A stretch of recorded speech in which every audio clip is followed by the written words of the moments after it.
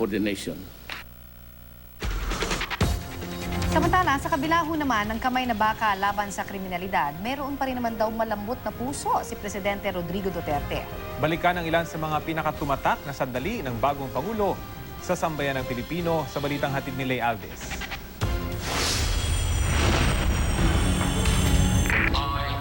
Rodrigo R. Duterte, Mayor, City of Davao. Criminals and lawless elements cannot be allowed to roam the street of the city freely.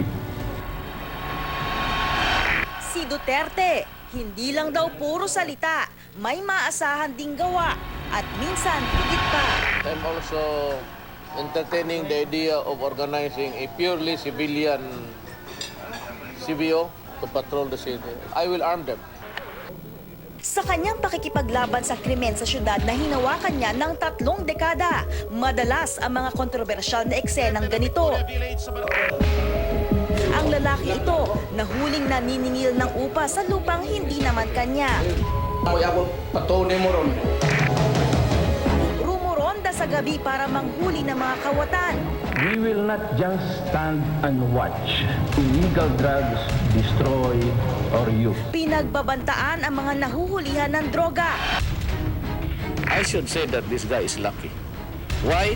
Because he's still alive.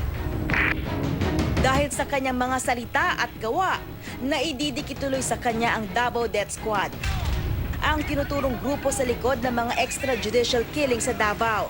It was not my time to be mayor. There were killings all over the Philippines that only in Davao. What's the matter with you guys? Bakit Davao na din daw karaming patayan dito? What really pisses me off, yung sinasabi nila na pati bata pinapatay ko. What will I get killing children? Kung sabihin mo tuloy yung mga drug lords talaga, baka. Pero I'm not admitting, pero baka, baboy, hindi pareho naman.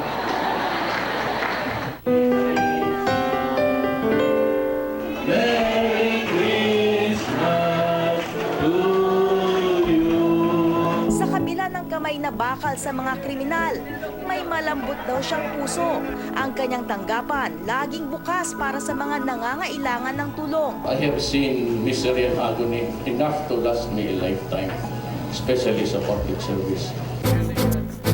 Matinding kaaway, mabuting kaibigan. I'm always for the government. I'm always for the soldiers of the Republic of the Philippines. Kaibigan ko lahat, even the in-pays. But at the end of the day, I said, I am for this government. I stand for the soldiers of the Republic. Marunong makisama. Ang dating mayor ng Davao, ngayon ay Pangulo ng Sambayan ng Pilipino. Lay Alves, GMA News.